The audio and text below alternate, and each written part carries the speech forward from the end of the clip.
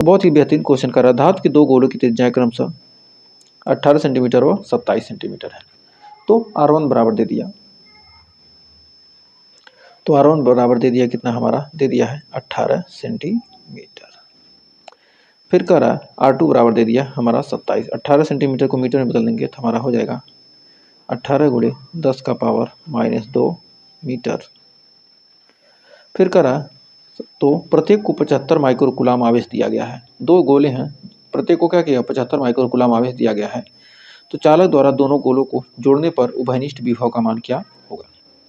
तो सबसे पहले हम प्रत्येक चालक की क्या करेंगे, धारिता ज्ञात करेंगे। तो सबसे पहले हम क्या करेंगे, प्रत्येक चालक की धारिता ज्ञात करेंगे, उसके बाद हम विभव की गणना करेंगे।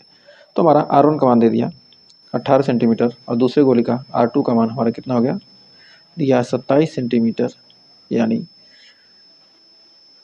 27 गुणे 10 का पावर -2 मीटर। और आवेश Q1 बराबर Q2 और दोनों को क्या किया गया, 75 माइक्रोकूलाम का आवेश दिया गया है।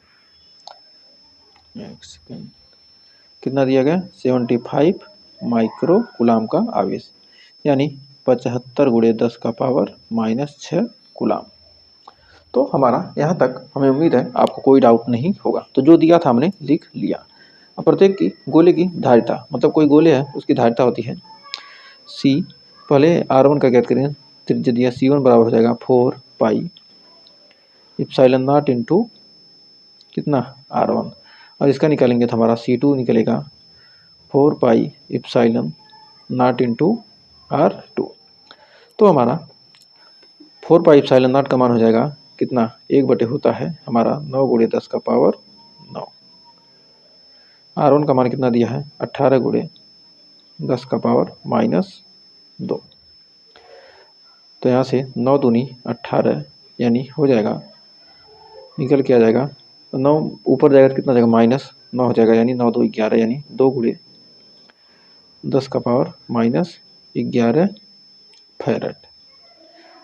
C1 आ गया। अब C2 का मान निकालेंगे तो यहाँ C2 1 बटे 9 गुणे 10 का पावर -10 का पावर 9। R2 का मान कितना है, 27 गुणे 10 का पावर -2, 9 तिरिक 27, यानी हो जाएगा 3 गुणे 10 का पावर -11 फैरेड। तो हमारा C1 और C2 का मान निकल गया। अब उभयनिष्ठ विभव का फार्मूला क्या होता है।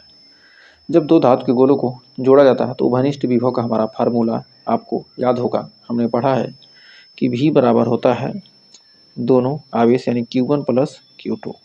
दोनों के आवेशों को जोड़ देंगे और उसके बाद उनके धारिताओं के योग से क्या करेंगे, हम भाग दे देंगे। तो हमारा उभयनिष्ठ विभव का मान निकल कर आ जाएगा। तो Q1 प्लस Q2, तो Q1 का मान 75 है गुणे 10 का पावर -6 प्लस 75 गुणे 10 का पावर -6 बटे हमारा C1 का मान कितना है, 2 गुणे 10 का पावर -11 प्लस 3 गुणे 10 का पावर -11, यानी 3 दूनी 5 और 75 दूना 150, यानी हो जाएगा यहाँ पर निकल कर आ जाएगा कितना, हमारा आ जाएगा 150 गुणे 10 का पावर -6 बटे 2 3 5 गुणे 10 का पावर -11। तो 5 से कटेगा 30 बार में, यानी और 11 ऊपर जाएगा तो हो जाएगा प्लस, यानी 30 गुणे 10 का पावर -6 प्लस 11, यानी 30 गुणे 10 का पावर 5 या 3 गुणे 10 का पावर 6 वोल्ट। ये हमारा क्या होगा, उभयनिष्ठ विभव V का मान निकल कर आ जाएगा। तो हमें उम्मीद है इस क्वेश्चन में आपको कोई डाउट नहीं होगा और शानदार जबरदस्त तरीके से आपको क्लियर हो गया होगा। तो बढ़ते हैं एक और शानदार से क्वेश्चन की तरफ। तो कह रहा है, एक और शानदार क्वेश्चन आ गया। कह रहा है किसी संधारित्र की धारिता, कोई संधारित्र दिया है, कैपेसिटर दिया है, कह रहा किन किन बातों पर निर्भर कर सकता है। तो सबसे पहले हम उसकी धारिता का फार्मूला यदि ज्ञात कर लेते हैं, याद है तो हम बता सकते हैं। तो C बराबर हमारा फार्मूला होता है Ka इप्सिलॉन नॉट अपान कितना डी। तो किसी की संधारित्र की धारिता इन चीज़ों पर निर्भर करती है। तो किस पर निर्भर करती है?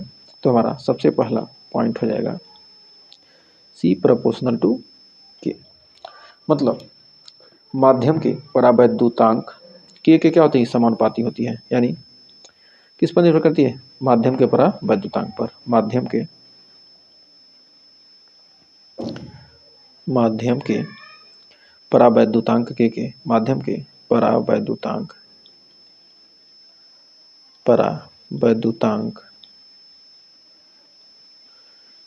के समान के अनुक्रमानुपाती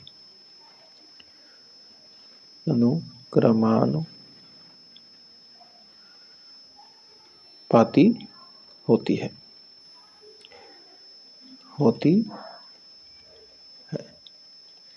फिर दूसरा C proportional to A, plate के पृष्ठीय क्षेत्रफल के अनुक्रमानुपाती। प्लेट के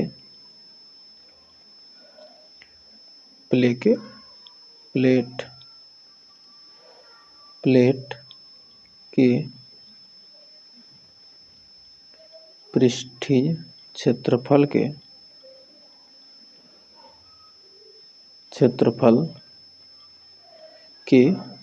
अनुक्रमानुपाती होती है। क्षेत्रफल के अनुक्रमानुपाती होती है।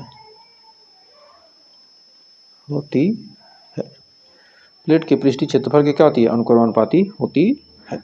तो बढ़ते हैं आगे। देखिए अगला हमारा क्या कह रहा है, तीसरा point C proportional to 1/d, प्लेटों के बीच की दूरी के व्युत्क्रमानुपाती। तो क्या होता है? प्लेटों के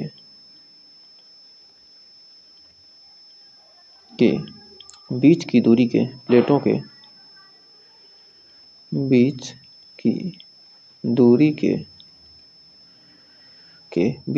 के व्युत्क्रमानुपाती होती है। दूरी के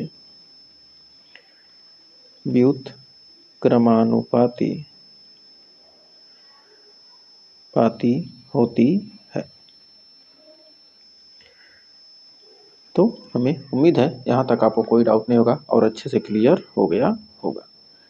तो ये हमारा हो गया। किन किन बातों पर निर्भर करता है? परावैद्युतांक माध्यम के अनुपानुपाती या प्लेट के क्षेत्रफल के अनुपानुपाती या उनके बीच की दूरी के व्युत्क्रमानुपाती होती है। तो हमें उम्मीद है इस क्वेश्चन में आपको कोई डाउट नहीं होगा और अच्छे से क्लियर हो गया होगा।